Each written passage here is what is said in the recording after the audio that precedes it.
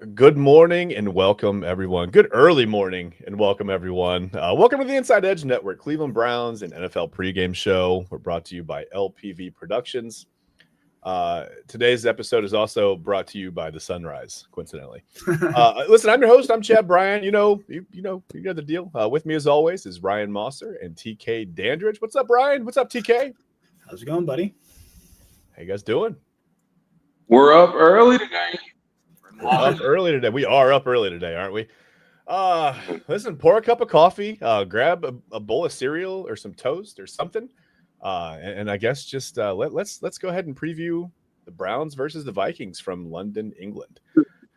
I don't know, guys. There's a lot to unpack this week. First of all, let's talk about the weather because obviously we play in Cleveland. We kind of know what the weather's going to be. We know what's going on a little bit. We have an idea of what the weather is. But let's talk about the weather. I think, what are they calling for? 60 degrees today. I heard 30-mile-per-hour winds. So that could be a little bit of I don't know. We've had issues with the passing game. We've had issues with the kicking game. That could be something that affects both of those. I'm not sure about the weather. I don't know. It's supposed to be a gray, cloudy, kind of a wet day. So sounds like football weather, bro. Sounds like perfect football weather. We haven't had that yet. It's been in the 80s every weekend. And I'm not complaining about extended summers, but sometimes a little bit of football weather, like halfway through the football season, is nice, right? Like, right. We're gonna get some hoodie weather, some bonfire weather, whatever else. Oh, what else can we talk about? So the Browns, obviously, if you're a Browns fan, the Browns have named Dylan Gabriel starting quarterback this week. He'll be the first rookie quarterback to ever make his first start overseas. That's something. He's going to go against that Brian Flores defense as well. That's something. I mean, Brian Flores has a knack for, bringing pressure everywhere, right? I mean, it's off the edges, up the middle, from behind you sometimes, right? It seems like guys are coming from behind you. So Dylan Gabriel's going to have to be ready for that. The Browns' offensive line, unfortunately, as well, it's going to have to be ready for that. Oh, what else? We got Flacco moved to the backup role. Yep. This week, we talked about it yesterday on illegal formation. You and I did, TK. Shador Sanders had some things to not say about that when asked.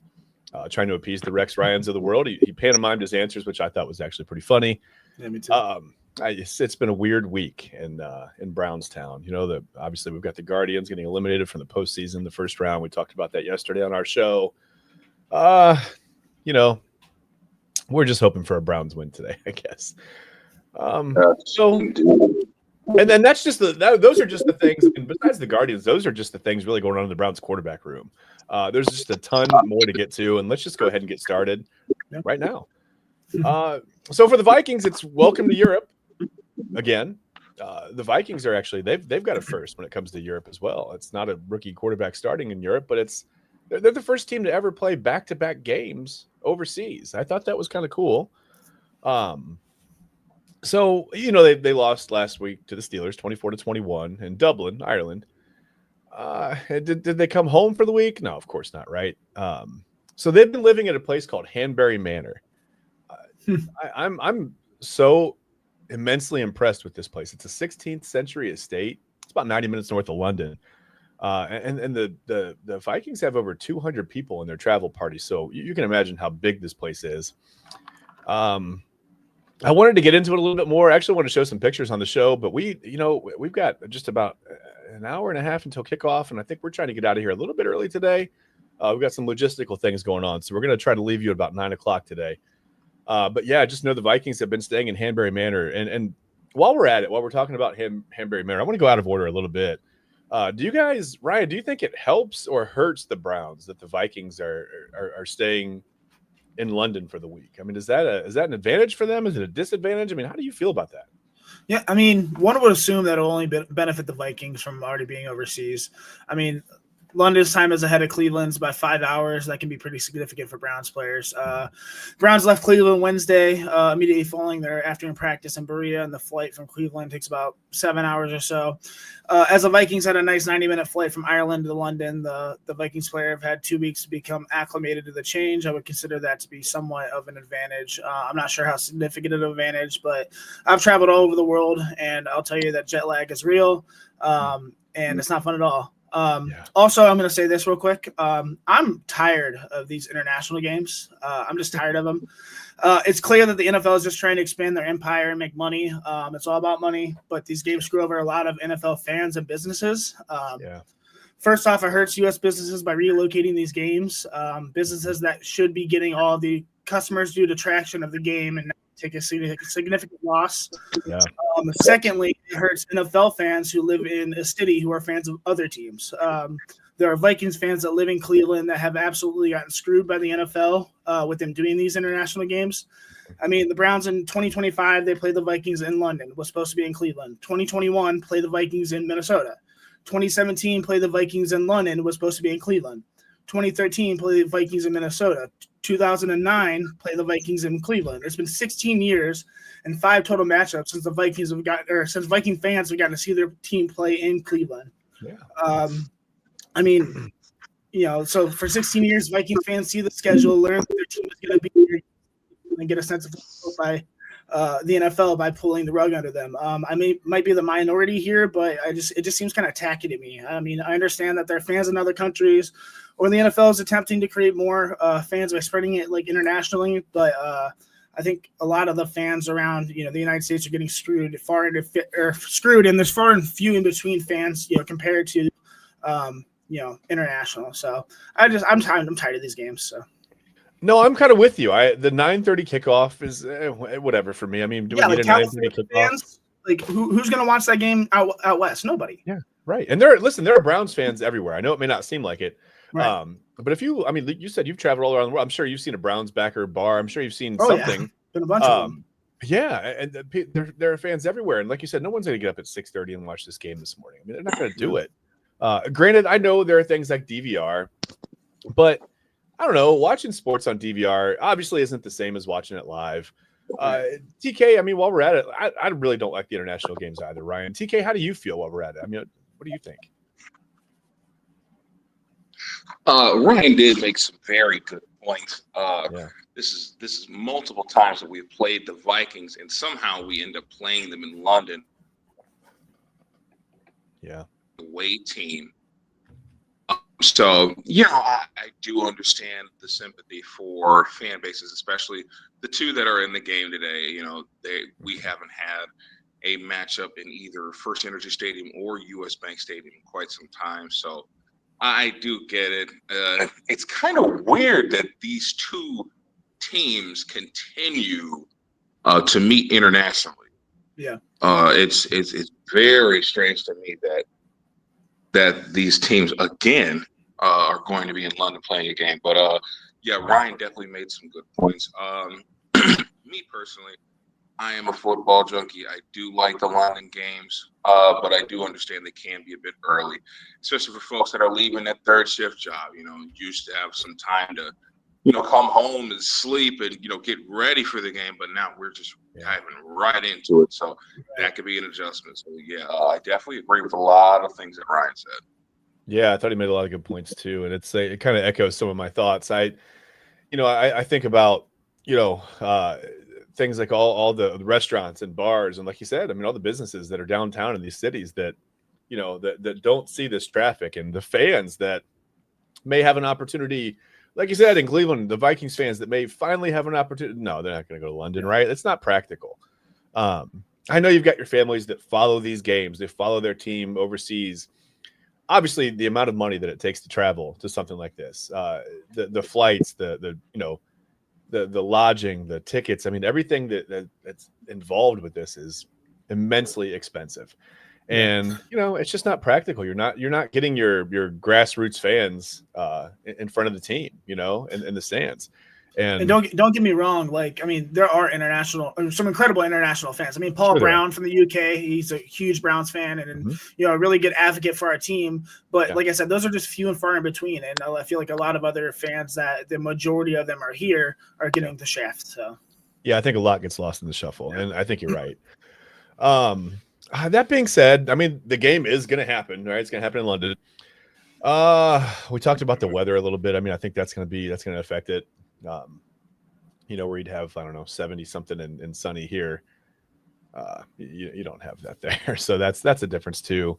But let's actually talk about football, because here's the thing. Like, Joe Flacco's out, okay? Dylan Gabriel's in. That's fine. I feel like the Browns were forced to make a little bit of a decision there. The offense hasn't been good, So let me ask you, against the Brian, we talked about the Brian Flores defense. Can the Browns win this game with a rookie quarterback making his first start overseas? Or, can they even score 20 points? Like, can they just give us 20 points for a game? TK, what do you think? Yeah, I definitely think we have a chance to win this game, as I do just about every week. But when we're thinking about this logically, I understand that Brian Flores is a very decorated defensive coordinator. He is very good at disguising blitzes and getting folks to do things that they don't want to do. However, this is the same defense that gave up 131 yards to the Steelers' rushing offense last week, including 99 yards and 2 touchdowns to Kenneth Gainwell. I do think if we give the ball to Quinshon Judkins early and often, we should be able to fend off that vicious blitz that Brian Flores loves to convey and unleash on certain offenses. Well, any offense, pretty much. But I do think no one's safe, TK. We got to work with balance. I think we can score 20 points. Say it again. I said no one's safe, TK. It's every offense. Yeah, I'm sorry. Go ahead. Yeah, definitely not. But hey, listen, like I've been preaching for multiple weeks now, we have got to be balanced when we come in here. I think what Brian Flores is expecting, they probably want to get the run game started early, but at the same time, we got to see what we have in Dylan Gabriel. And I think he knows that we really want to see what this kid is made of. Like Kevin Stefanski had alluded to, he played 6 years in college, 3 years at UCF, 2 at Oklahoma and 1 at Oregon. So I definitely think he wants to see exactly how much that experience has paid off and how smart this kid is. But I think we can get it done. I do think we can get it done. Okay, that's fair. Yeah, with Gabriel, and I wanted to bring this up to you guys. I thought this was an interesting stat. I was looking at the sometimes I look at like some of the prop bets. I don't know if you call them prop bets or whatever, but just the things, right, that go along with every game. And Vegas has the over-under for Dylan Gabriel throws in this one at 29.5. You think Dylan Gabriel throws the ball 30 times today? First start? Ryan, how many times has Flacco thrown over 4 games? So yeah, he leads the league in passes. A lot. Yeah, so it's not out of question for him to do that. It's just it's depending on how Stefanski schemes this game, I guess. You asked if it's if this game is impossible to win, if the Browns can win, if they can score 20 points. I'm not going to say it's impossible for the Browns to win under Dylan Gabriel. We absolutely need these rookies to play this season for what we have in them. Like I've been saying for the last few weeks, we have 2026 first round picks. So I personally would not have thrown Gabriel out there this week against the Vikings in London. There are going to be enough things that go against him this week. Now, not only does he have to deal with their bad offensive line, ranking 27th overall, 20th in passing offense and 30th in rushing offense. Our receivers with brick hands right now.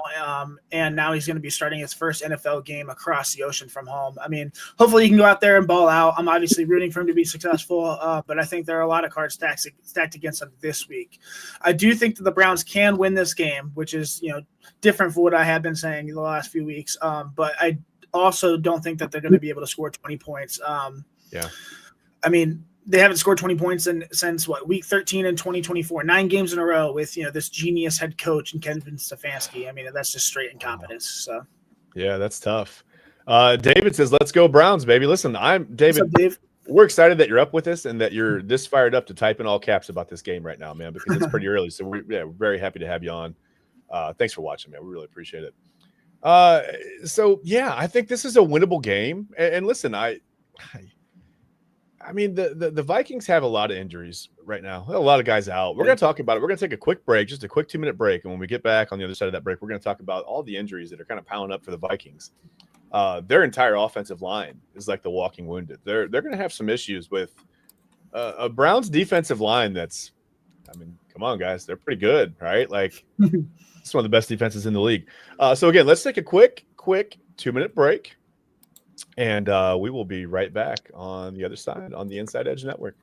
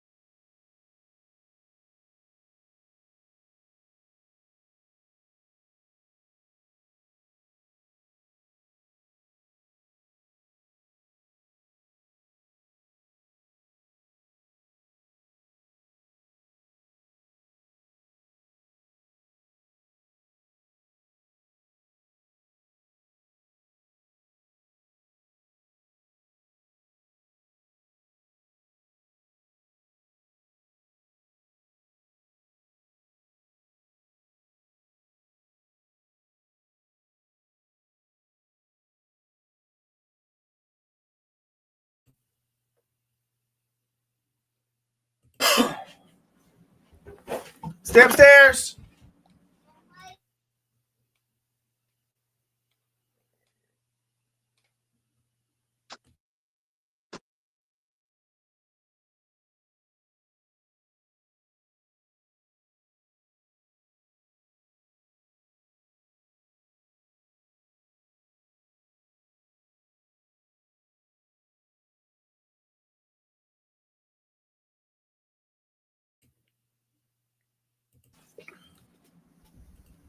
All right, guys, we are back. A little behind the scenes look at what goes on early in the morning.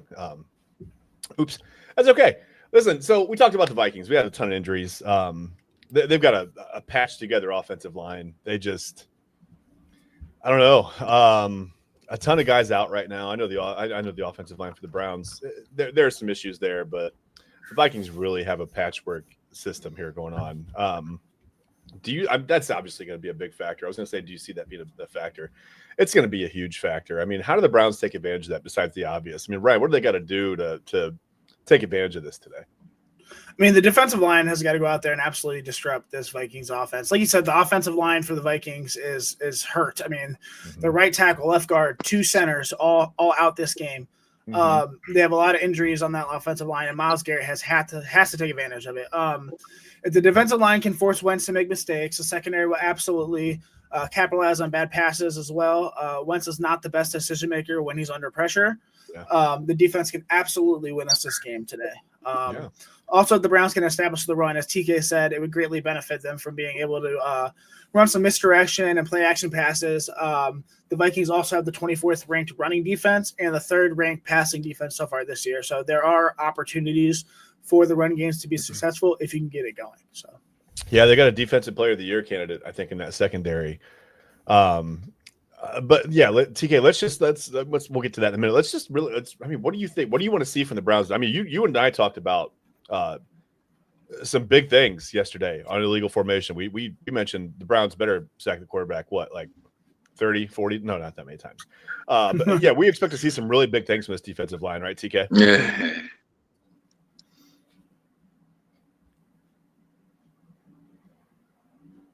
Yeah. Okay. Yeah. Elaborate. What I want to see more. Sorry about that. Connection over here. But what I would like to see from this defense, I really want to see them get after Carson Wentz. I mean, I really, really need this defensive line to destroy this backup offensive line. It looks like you're going to have an offensive line today of Christian Darrisaw, Blake Brendel. Let's see, Michael Juergens is on IR, so Vershawn Lee is going to be starting at center. And then you got Will Fries and Justin Skule finishing out that offensive line, okay? There is no reason for this unit to have less than 5 sacks today. Okay, I don't want to be greedy, but at the same time, it's like, listen, guys, you got 2 backups, and then we got the backups backup in there today. Okay, if we don't make any noise today, there is a problem with us, and we are going to need to be the engine that gets us going, as we are every other week. It shouldn't be anything new to these guys, especially not 95. 95 should have at least 5 sacks today. Yeah. Switch them on the other side. Don't have them locked up with Christian Darrisaw all game. Let Justin Skule get a piece. Go ahead. Let Will Fries get a piece. Go ahead. Move them all around that line they had done that with Myles in the past. They didn't do too much of it last year. I do get it. You don't want to make too much confusion with the defense, but at the same time, with a situation like this, when you have so many backups playing, you got to take advantage of that. We got to have at least 5 sacks as a unit. I want 10. I want 10, but 5 would definitely be acceptable in a game like that. Hey, we'll take 10. We'll take 10. Listen, I think if your defense is ever going to dominate any team ever, right, as the Browns, and win you a game with a rookie starting quarterback who may or may, we don't know how Dylan Gabriel's going to play. We'll find out in a couple hours. I guess just about over an hour now. But if your defense is ever really going to dominate a team and win you a game, it's going to be today, right? Or it's going to be never, I think. We've seen this defense do it in the past. It's not like we know they can do it. But like you said, I think if they don't do that today, right. There's a big problem. There's a huge systemic problem. And I think it might be kind of fun to see Myles Garrett line up inside. Like, line him up at D tackle with Mason Graham, right beside Mason Graham, and just, I don't know, let the third string center, an actual, I guess a natural guard playing center, let him deal with that a little bit. I mean, I think that could be a fun issue to, not fun for the Vikings, but it could be a fun thing to see if you're a Browns fan. Definitely not, but we'll enjoy it. Yeah, we'll enjoy it for sure. So let me ask you this. We know that the unknown, right, is our quarterback situation with Dylan Gabriel. Nothing new if you're a Browns fan. I mean, the quarterback situation has been the unknown since 1999 when they came back. I mean, they've had it settled in a couple of times. They had Derek Anderson was a Pro Bowler. Baker Mayfield played great here. They shipped him out for whatever reason. We can get into that. We've talked about it before. We can talk about it ad nauseum. It's not going to change anything. But let me ask you, as far as the Vikings go, who's the better quarterback, J.J. McCarthy or Carson Wentz? I mean, aren't they sort of remind me of each other a little bit. They're sort of similar players. McCarthy hasn't had any time, obviously, in the NFL to say he's this, he's that, or whatever. But in the limited amount of football that you've seen from J.J. McCarthy, as Browns fans, and I'll start with you, TK, who would you rather face in this game, J.J. McCarthy or Carson Wentz?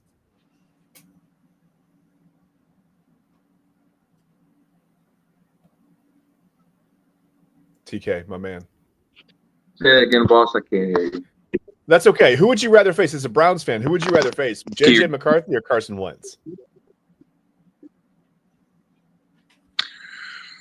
Oh, boy. This is a tough one. I'm going to be honest here. I would much rather face J.J. McCarthy. He's still very much trying to figure out himself in the NFL. I do think he can be a great professional one day. I don't think it's right this second. Yeah.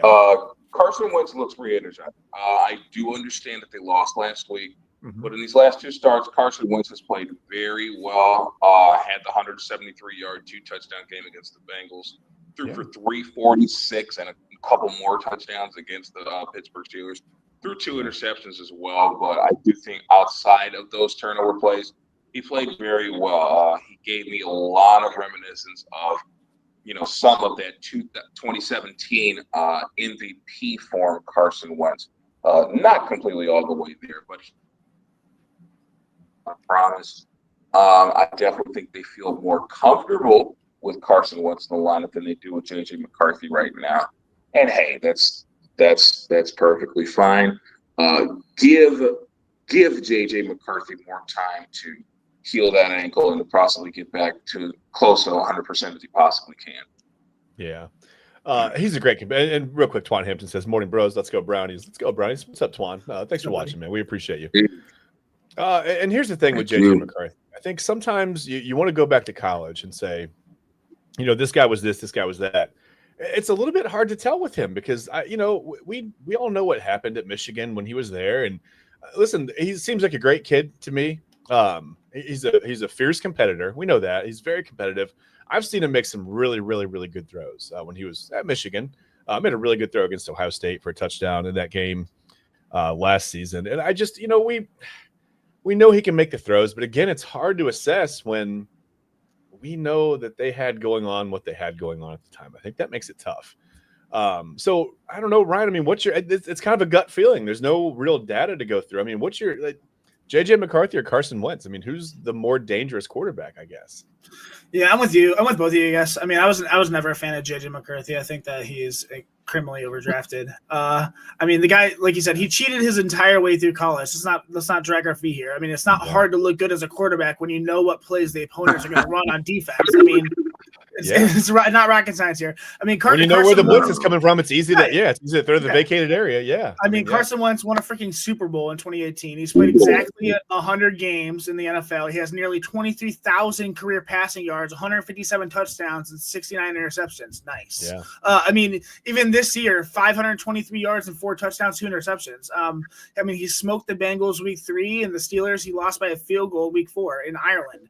JJ is unproven and over his head, and I think that, like TK says, I mean, he looks revitalized in Wentz. I think that Wentz keeps the job for the season and moves on like Sam Darnold or Geno and just another second chance quarterback that's going to earn a contract. He's looking really good. So him and Mac Jones are looking like they're going to get paid, right?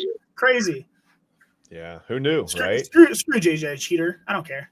Hey, fair enough, man. Hey, I'm like a I said, Buckeyes fan. yeah, it makes it hard to assess. I mean, you look at a guy, and I mean, listen, it's going to be talked about his entire career, and if it's not, it should be. I don't know why we're ignoring it. I mean, it's the elephant in the room when you talk about these guys that came from Michigan for those 2 or 3 seasons. I mean, I think you have to address it. Honestly, I would allow them to relish for that championship because we look around and we see the really good. So, I kind of have some leeway for them because, that was actually a really good team. You think of how many players on that team went pro.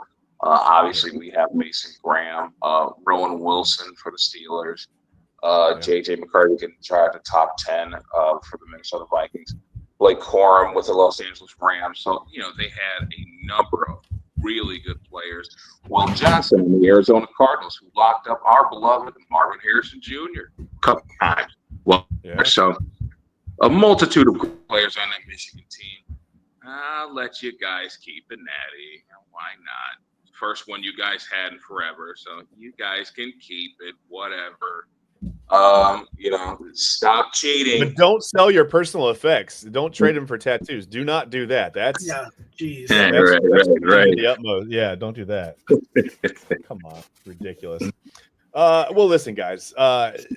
We got about 40 minutes left until we're going to get out of here. So let's do this. We're going to do this very, very quickly. We're going to go around the NFL because we got to talk about some of these matchups. I mean, obviously, we know that there was an overtime game, right? The 49ers beat the Rams. That's already happened in week 5. So we'll have to get into that. I mean, Matthew Stafford threw for a bunch of yards, but the Niners came away with the win. It's whatever. Let's go Raiders-Colts, right? Raiders-Colts. We got the Colts are a 7.5-point favorite at home. Sorry, I'm just looking at the lineup over here. Ryan, Raiders-Colts, who you feeling today? Yeah, I mean, the Raiders are 1-3, 18th ranked total offense, 21st best defense. Geno Smith, 17th ranked quarterback. I mean, they really are struggling on offense. Their offensive line not looking too great. Colts 3-1, third ranked total offense, 17th best defense, but the 8th best rushing defense. So Ashton Jeanty is going to see some fits here. And I mean, their offense looks awesome. Give me the Colts big win, 33-14 here. I think they're going to handle the Raiders pretty handsomely here. So. Did you see Genty went back to his Michael Myers stance last week and ripped off a big run though. So careful. Yeah. It's close to Halloween. He's gonna have to do it all himself because that offensive line is awful. So they're terrible. They're not as bad. Are they as bad as the Browns? They're pretty bad. They're pretty bad. Not as bad as the Vikings though. We're pretty even ground. That Las Vegas Raiders offensive line. It's pretty much Colton Miller, Jackson Powers Johnson, and the rest of the crew. So not necessarily David Ruffin and the Temptations, but pretty close to it. Right. Yeah, when you're the rest of the crew, that's either great or it's not very good at all. TK, who you got? Colts, Raiders. I think you're leaning Colts, right? Let me get the Colts bouncing back after a tough loss to the Los Angeles Rams at home against a middling Raiders team. It was definitely nice to see the Raiders score some points last week. But I definitely think that Indianapolis Colts defense is real, and Danny Dimes should get back on track today. Oh, my apologies. Indiana Jones should snap back to form today. So, give me the Colts. Fair enough. What about Giants, Saints? Saints are at home. They're a 2.5-point favorite. And by the way, TK, nice job calling Florida over Texas yesterday. That was a good call. Hey. I didn't get to watch a whole lot of college football yesterday, but yeah, I saw that. I saw Penn State lost to UCLA. That was wild. That was awesome. That's so much for Jim Knowles' defense, right? Wow. What an idiot. Wow. Unbelievable. Guy forces his way out of a national championship situation, and then he got the money. He got the money, though. Hey, listen, if that was all he was about, he got the money. He won, right? He's getting paid. We're going to walk to another national championship. So good for him. I'll take the win. House. Well, listen, nobody's offering me either one, right? I don't get the win or the national championship too, dork. Fair enough. Let's get back on track. I got us off track. That's my fault. TK, what did I say? Giants, Saints. Saints are a 2.5-point favorite at home. What do you got in this one?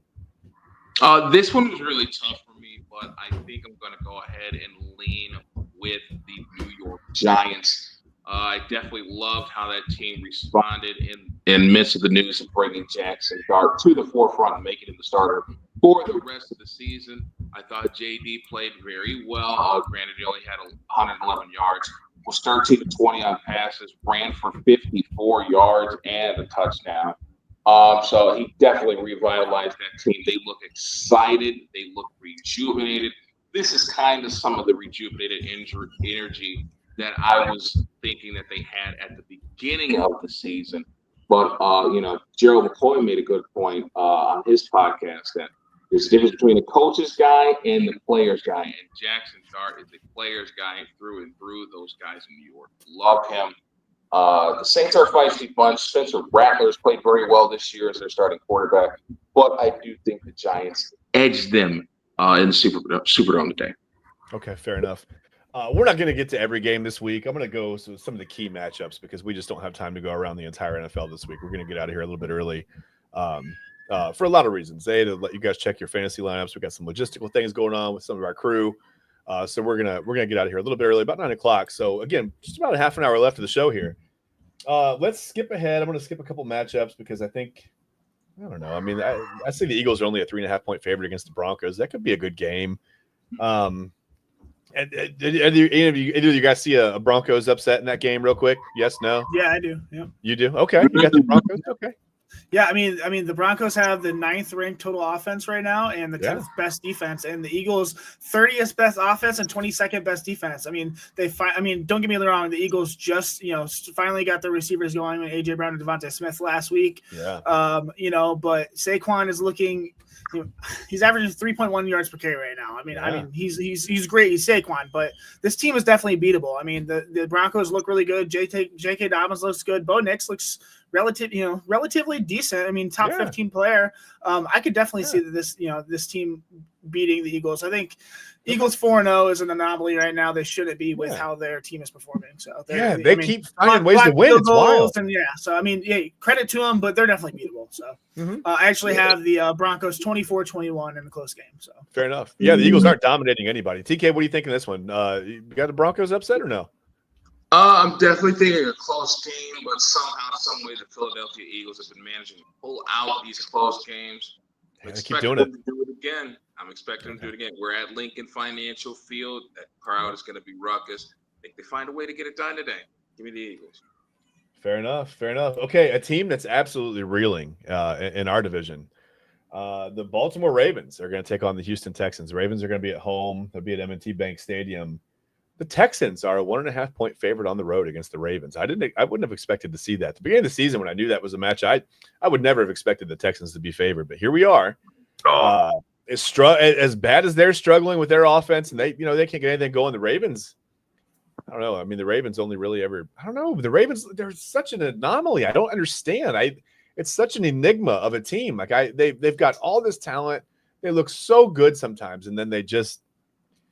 I don't know. I don't even have an analogy for what they do other times. Ryan, I mean, what do you think, man? Ravens, Texans today. Give me the Texans, man. I think the Texans are going to win this game. I mean, Texas, I mean, as bad as their offense is, their offensive line is not really good either. Stroud's not getting really any help. They have a really good defense. Fifth best defense. Their passing defense is really, really good.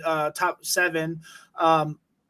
And the Ravens are struggling. Lamar Jackson's not going to play. They have one of the worst defenses in the NFL right now, allowing over 406 yards per game and 16 total touchdowns. This team is a shell of themselves. Derrick Henry is not running the ball efficiently. I think he had 8 carries last week.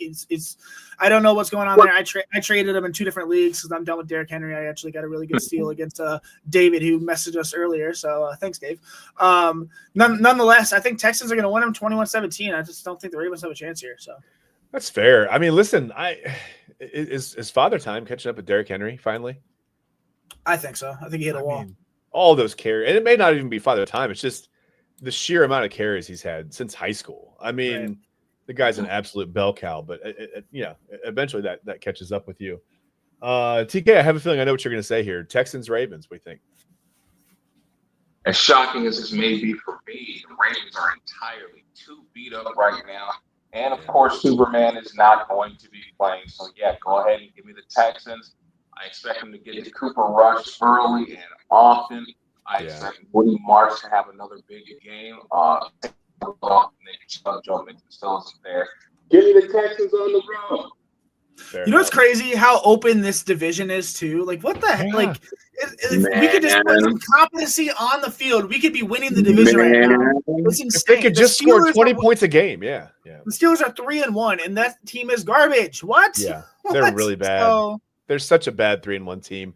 And it's time for church, man. Go ahead and preach, brother. Yeah, it's crazy. I was thinking about that all night long. I'm like, listen, if we get this offense together, you don't necessarily have to match the defense, but it cannot be the persistent dog shit that we have seen the first 4 weeks of the season. All right. It just cannot be. We're leading the league in turnovers for the third consecutive season. So, if we got to get some things cleaned up. We should be fine, though, if we do. Yeah. Got to do something. Let's think about what do we want to talk about? I don't know. We're not even going to talk about Lions Bengals. I think we all know what's going to happen there. Yeah. Let me stick with let's go Commanders and Chargers. Chargers are 2.5-point favorite at home. We all know Jim Harbaugh. I say it every week on the show. Jim Harbaugh can coach a team. I don't know. I think I like the Chargers in this one. I mean, Ryan, where do you stand? Yeah, I'm going to take the Chargers in a close game. I like the Commanders a lot. Jaden Daniels is gonna play today, so that's really good. Yeah. But they still are struggling with injuries on their offense. Their defense is back in the pack, 24th right now ranked. Chargers are looking really good. Their offense is looking really good. Their defense is looking even better, man. I do think it'll be relatively close. I have the Chargers winning 24-21, but I really like this Chargers team a lot, and I think Amari Hampton as a rookie is gonna just continue to look really, really good. And Quentin Johnson, what the heck, man? Like, where did this guy come from? So, yeah. I mean, they look like they could be a Super Bowl team. I've been really impressed with Justin Herbert in the pocket. He's missed a couple of receivers here and there, whatever, but they just keep winning. I think he looks really good. TK, what do you think in this one? Yeah, go ahead and give you the Chargers at home. I do know that the Commanders are going to roll Jaden Daniels out there. Listen, that knee is not right at all. I saw him pregame drills. He ain't looking too sharp. He ain't looking too sharp during the walkthrough yesterday. Had him doing cone drill, looking kind of slow there. It could be just keep the thing secret until we get on the field, and then we'll show you guys what's really up. But I really don't think that he's up to stuff. I think the Chargers get to him early and often. I started a close one. I hope not, man. I like Jaden Daniels a lot. I hope that this isn't another RG3 situation, man. I have a lot of shares with Jaden Daniels in fantasy, so Yeah, RG3. Yeah, he had some really tough breaks, literally and figuratively. It's fine. Let me see. We can go. I don't know. I mean, Patriots, Buffalo. The Patriots, I thought were going to be a better team this year. They just haven't really gotten it going yet.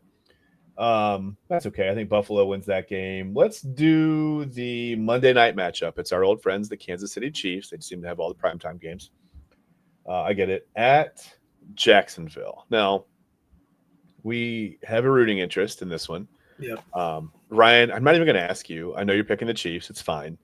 But why are you picking the Chiefs? Not just because you want the Jaguars to lose, but besides that, I mean, the Chiefs seem to have kind of they're figuring things out a little bit on offense, right? Yeah, I mean, right now they have the 16th total ranked offense, and their defense is looking pretty good, 14th.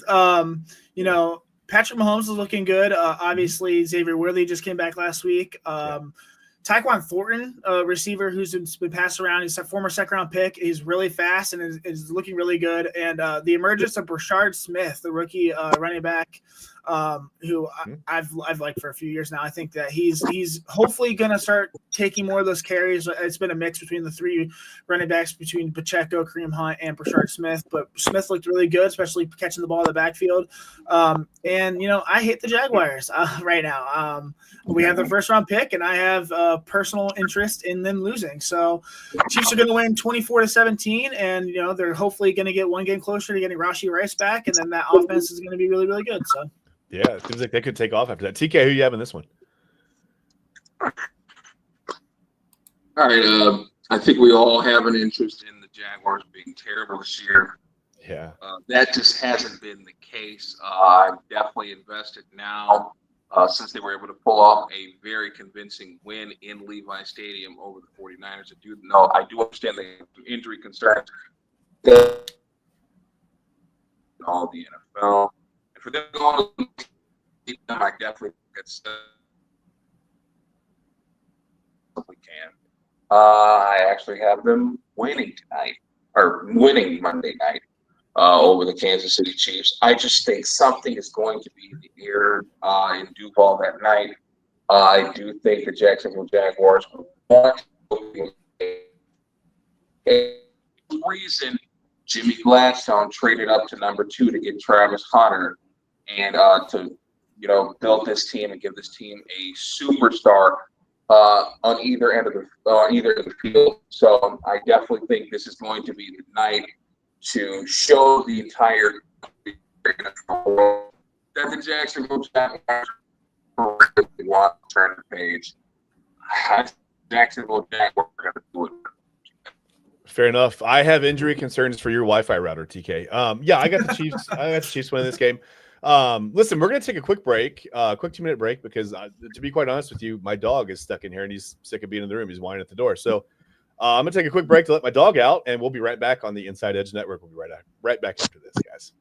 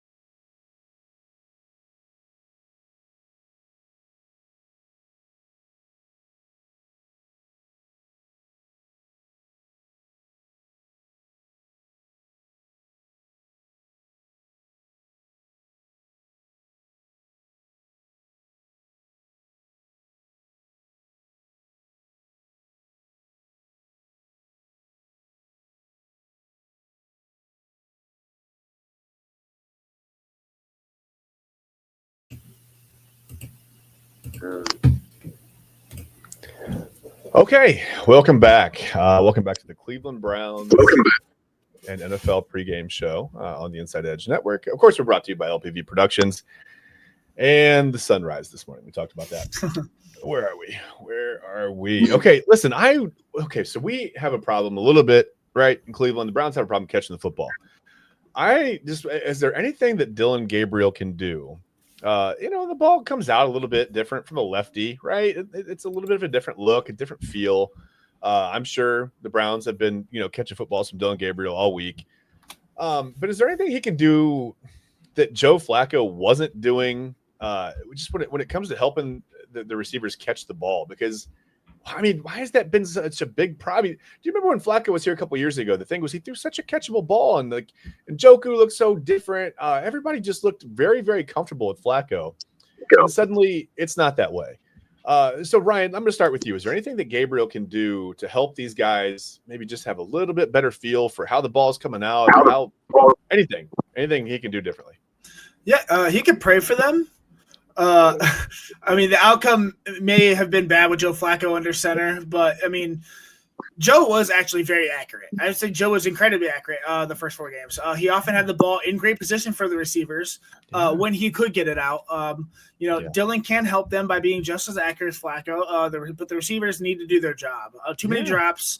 The problem with Flacco was that our offensive line was not good enough to protect him for very long, and Flacco was nearly immobile at this point of his career.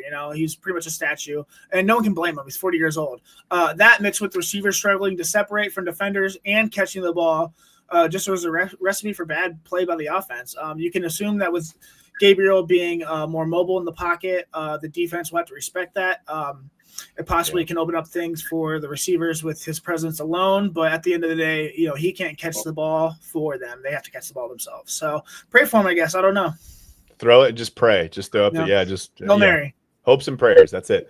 TK, I mean, I think Ryan summed it up pretty well. I mean, is there anything that I don't think Flacco was like lacking touch on any of his passes. I mean, I thought he put a couple, like you said, he put a few balls right in there and very, very nicely. Guys just aren't, they're not securing catches for some reason. I don't know why. But is there, besides praying for his receivers, is there anything Gabriel can do differently that Flacco wasn't doing? Well, you could go full Larry Allen and just try to fight everyone that drops a pass, but that's very counteractive. But I definitely think that Ryan said, well, he's gonna have to run some. I don't think that we can go the entire game, thinking that we're just gonna sling it all over the yard, everything's gonna be willy-nilly. There are going to be some design QB runs in there. There's going to be some times where Dylan's going to have to look and say, this isn't going to work. I have to make this work. And he's just going to have to take off and go. I do expect north of 5 carries for Dylan Gabriel today. Okay. Does that include sacks or no? That doesn't include sacks, right? No. I definitely think he'll get at least about 25 yards today rushing. Like I'm saying, he's going to have to add to the rushing game somehow. I do think that if you get the ball to different guys, this is going to be a big game for Isaiah Bond. I definitely see this being a big game for 16. And I definitely think Harold Fannin should do well today as well. But, he's going to have to get out and run some. I wouldn't be surprised if he ran quite a bit today. Okay. Is there any chance that Kevin Stefanski is ever going to change his offense and tailor it around a guy that he has either under center or just the guys that he has on offense? Or is it just going to be him trying to kind of hammer a system into a quarterback? I mean, I don't know. It just seems like we see the same vanilla, unimaginative stuff all the time. And I don't know if it's because we have a quarterback that can't necessarily execute exactly what he wants to do. I don't really know what the reason for that is. Well, allegedly Gabriel was drafted for this reason. So, I mean, he fits Stefanski's system. I mean, I think it's a poor system, but nonetheless, he's deemed, the perennial backup for years to come. We'll see if that's the case. Maybe he can, catch some lightning in a bottle and be our guy, but I'm happy that these guys are getting a chance. But he was drafted specifically for Stefanski's offense. He allegedly was handpicked by Stefanski. So, okay. Well, I mean, hopefully it works out. I don't know. I don't want to say I'm skeptical. I've been here long enough watching the Browns, especially since they came back in 1999. Skeptical is the only word I can really use. I mean, I guess until you prove to me that anything really, a quarterback can stay in that starting position, that a coach's system will work, that an offensive coordinator can stick around here and make something happen. I don't know. I guess I'm skeptical. I guess that's where I'm at. So, I mean, we talked a little bit about, I think, Gabriel having to do some things, outside the pocket, which includes, running the football, right? Design quarterback runs, taking off, when things don't look quite right or whatever. And speaking of when things don't look quite right, do you think Dylan Gabriel has any freedom at all to change anything pre-snap today? Ryan, what do you think? I mean, he should. I mean, he's going to be the quarterback on the team. He's a smart guy, right? Like I said, I mean, he's played a lot of college football too. I mean, he's broken records there. Like he said, TK said he's played for UCF 3 years, Oklahoma 2 years, and Oregon 1 year. I mean, he's got I mean, 18,722 yards in college, 155 touchdowns. Like this guy, I mean, he's played significant amount of football and has relative success. I mean, almost every single year I see he's got over 3,000 yards, other than the 2021 when he broke his clavicle, so he was out for after 2 or 3 games. But I mean, he's little, but this guy gets the job done. I mean, 155 touchdowns, 18,000 yards in college is over 1,376 completions. That's insane. I mean, this guy he could do it then. I obviously it's a huge step up, but he's smart and he's handled. He's been under center a long time, so one would think that he should have the reins and the ability to make audibles and stuff like that. I mean, that just makes sense. That makes sense, right? Over 60 starts in college, right? That was crazy number. And I thought he looked really, really good against the Buckeyes the first time. But that was the Jim Knowles heavy, influence on the defense, where for some reason the plan was to rush really hard on the edges and leave the middle of the field wide open, 15 to 20 yards downfield. So why his ass is in Penn State now. That's it. I mean, that's let them pay him, right? But I thought they showed that up quite nicely when it was rumored that Ryan Day kind of took over the defense a little bit, started doing some different things or whatever. And I felt like going to the quarterback spy was the obvious move. But whatever, for some reason, Knowles really, really opposed that, I guess. I don't know. I guess let's just, you know what? We got about 15 minutes left here. Let's move on. Let's get to what are the Browns' keys to victory today, TK? What do they have to do to win this game? First and foremost, that defensive line has got to feast. You have 3 backups starting today, including a backup's backup. So there's no reason whatsoever for us to not get pressure on Carson Wentz. Secondly, I definitely think that we need to establish a balanced offense. Listen, we said Joe Flacco led the league in passing attempts for his first 4 starts. I do not want that trend to continue. Granted, I do think we have a quarterback that is more suited for today's game. I do not want to see 40 pass attempts a game, especially with the backfield that we have. We need to establish some type of balance. We don't need to be expecting the world out of Dylan Gabriel in his very first start in a neutral environment, I might add. So that might actually serve him well being in a neutral environment. But again, let's not put too much on the cat's plate. It is his first start. And I definitely think we need to play complementary football. All 3 units must be in sync with each other today.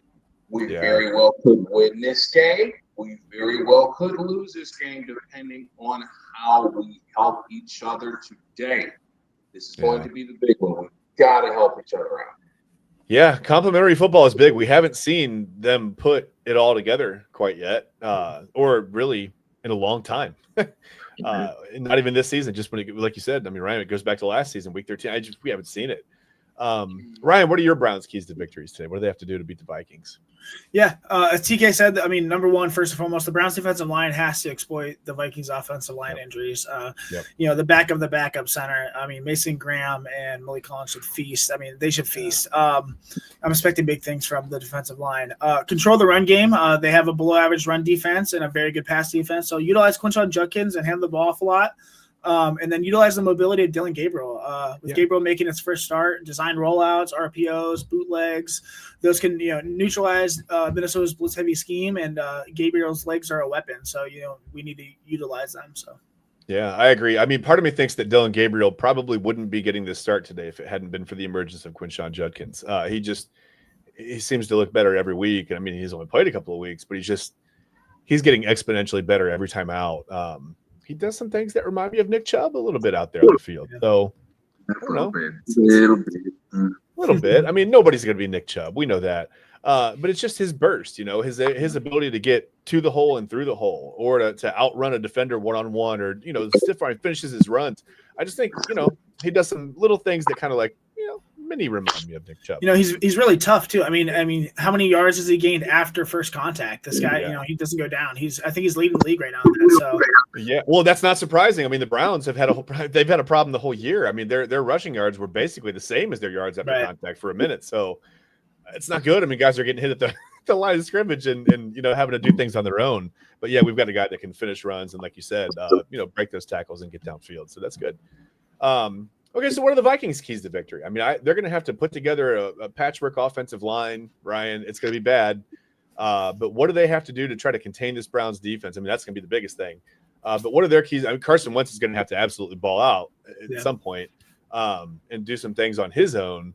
But what do you think? I mean, what are their keys to beating the Browns today? Yeah, I mean, they have to protect Wentz first of all. They have to, scheme a quick game for him with so many injuries on the offensive line and having to go against Myles Garrett and company. I mean, and a punishing secondary. I mean, that secondary is really good too. They have to protect Wentz long enough for him to get the ball out. Also, they need to utilize like slants, hitches, RB check downs, just to neutralize the Browns defensive line a little bit. Secondly, they need to establish the run with Jordan Mason. The Browns defensive line, like I said, they're very good, but they're also very aggressive. Use draw plays, counters, some misdirection to get Mason going. That should open the entire Vikings offense up against a great Browns defense. And then lastly, exploit the mistakes that Dillon Gabriel will inevitably make. He's a rookie, and it's his first NFL start ever in a different country. So he will make mistakes. The Vikings will have to capitalize by jumping routes, baiting throws, and then disguising coverages and stuff like that. So yeah, keep an eye on Isaiah Rodgers in this one for the Vikings. I think he could have a big game. Unfortunately, it's just kind of where we're sitting right now. I mean, I think the Vikings need to, like you said, a lot of slants, a lot of dumping the ball off, throws to the flats, quick throws. They're going to have to do something to negate that pass rush, and I'm sure that I'm sure they have that in mind. And TK just negated the pass rush. He's out of here. He's right out of the pocket. So that's fine. We'll hopefully get him back in before we get out of here, because I do want to get to our score predictions. And I was going to start with you, Ryan. So we'll give TK just a moment to kind of get back in. Give me, here it comes now. Give me a buffering blank screen for TK. But yeah, give me your winner. Give me a score on this one, Ryan. What do you think? Yeah, I'm projecting a low-scoring game here. I think that I'm going to go out on the limb and say that the Browns will win this game. My first prediction for the Browns actually winning this game. Dillon Gabriel brings a spark to the team that was desperately needed. I don't think it'll be pretty, but it will be progress. Giving the Browns 17-13, close game in London against the Vikings. Yeah. Still not scoring 20 points, though, which is no. Yeah, probably not going to happen for a while. TK, what do you think? Give me a winner. Give me a score. Definitely going to have to go against you guys with this one. I will take Cleveland to win. However, I do think this is the game where we actually score over 20 points. I definitely think we could surprise Minnesota with some things that they're not used to seeing. They may have not been expecting a mobile quarterback on film. Well, now you're going to get one. You may have not expected Isaiah Bond to be a heavy part of the offense. You're going to get a lot of that. So I definitely think the Browns win this one 27-20. All right. Listen, I think the Vikings are expecting everything. I think Brian Flores is way too experienced as a defensive coordinator to be surprised by anything that Dillon Gabriel is going to do on the field. I get where you're coming from. I know there's not a lot of tape on him. You don't really know. Is there tape anymore? Is it a thing? It's like it's the ultimate team, yeah. Right. Yeah. There's not a lot of DVR on Dillon Gabriel. I don't know that he's really going to sneak up on anybody other than the fact that they might not be able to see him behind the offensive line. Sorry. One shot at him. I'm so sorry. No, I hope he plays well. Listen, I'm really not taking shots at Dillon Gabriel. I hope he plays well. I just don't think. I think Brian Flores is going to have some. Don't listen to him, Story King. You're going to be great. Yeah, hey, right. But I do think the Browns can win this game. I think the Vikings' offensive line is that bad. I think, like you said, Carson Wentz is he makes some weird decisions, right, when he's under pressure. I think he's going to be under pressure almost all day. Yeah. I know they're going to try to get the ball out of his hands quickly. I don't think it's always going to work out that well. Man, I hate to do this. I'm going to pick the Browns to win as well. And I was kind of like, Ryan, I'm along the lines where you are. I think like a 17-13, 17-10, 17-14 kind of a game. I don't think the Vikings are going to throw up a ton of points today. I'll be really surprised if they do. With that offensive line patched together the way that it is, I think this is a very winnable game for the Browns. If they don't win this game today, they may not win another game all season. We play the Dolphins. We'll see. That's true. But Tua looked a little better the last couple of weeks. I don't know. Whatever. That terrifies me as well, because then you start losing to really, really bad teams, and then it's like, okay, well, at least we get a top 5 pick. Yay. Who knows what Andrew Berry and company will do with it, but maybe Paul DePodesta knows, wherever he is, right? It doesn't matter. Listen, we're going to get out of here. I think we all picked the Browns to win. We're all 3 in agreement. It's crazy. Yeah, that is pretty crazy, right? That's exciting. We'll see what happens. So kickoff is going to be in just about, 40 minutes. We're going to get out of here. I know, Ryan, you have some things to do. Guys, listen, you've got plenty of time. I guess you could check your fantasy lineup if you have any Browns on your fantasy team. I'm very sorry for you. Unless it's Quinshon Judkins, then you might be doing okay. But yeah, if you want to check your fantasy lineups, you've got the 9:30 kickoff with the Browns and Vikings in London from Hanbury Manor. No, it's not from Hanbury Manor. I'm just kidding. Yeah, they'll kick that off in about 40 minutes, and then you've got the rest of the day. So, watch the Browns and Vikings. Hopefully we can get a win out of the way, and then just kind of sit around and enjoy some NFL football for the rest of this weekend, the rest of this Sunday. Listen, guys, thank you so much. Again, we appreciate you guys being here. This is so much fun for us, right? It's a blast. But again, I want you guys to support everybody, support all the shows on the Inside Edge Network. I think you can go to our socials and you can look. I mean, what I would like to do in the next couple of weeks is get a total show lineup for you guys, just so you know, like around like what day and what time just about every show is. Some of our shows are live, some of our shows are pre-recorded. It just depends on what's going on at the time. I know that tomorrow night, TK and I are going to try to we're going to come at you, about 8:30, 9 o'clock at night, and kind of we'll react to the Browns Vikings. We'll react to some other NFL games that happened obviously today. We won't be able to react to the Monday night game yet. That'll be just starting off. But we're going to be with you tomorrow night. We'll maybe we'll talk about the Ohio State Minnesota game. Ohio State ran right over Minnesota. Didn't really surprise me at all. I picked that score at 38-3. They were right there at 42-3. So kind of what I expected from that one. Much better at score predictions than I am. Real quick, Browns, Jack Conklin and Greg Newsome are both active for the Browns today. So Jack Conklin finally playing. Okay. We'll see if he gets 2 or 3 plays before he gets hurt again. So no more corn, Lucas. Hey, here we go. But again, thanks guys so much. This was the Cleveland Browns NFL pregame show on the Inside Edge Network. We're brought to you by LPV Productions. We will see you on this show next Sunday at a normal time. You don't have to get up and too early with us. We can get up at a normal time. We'll be at 11 o'clock. And wait, do the Browns? Where are we at next week? Pittsburgh. Yeah. That's right. Pittsburgh. Yeah, I couldn't remember. Again, it's starting to slip my mind because I'm just not looking forward to that many things this season. So that's where we are. Anyway, thanks guys so much for watching. We appreciate you being with. We appreciate you commenting. Again, go find our socials, follow us, like every show. Just try to watch everyone. We've got so many talented people here on the Inside Edge Network that they all deserve some attention and some love. So please do that. We will see you next Sunday. What else is there to say? But go Browns, guys. Go Browns, baby. All right, we'll see you then.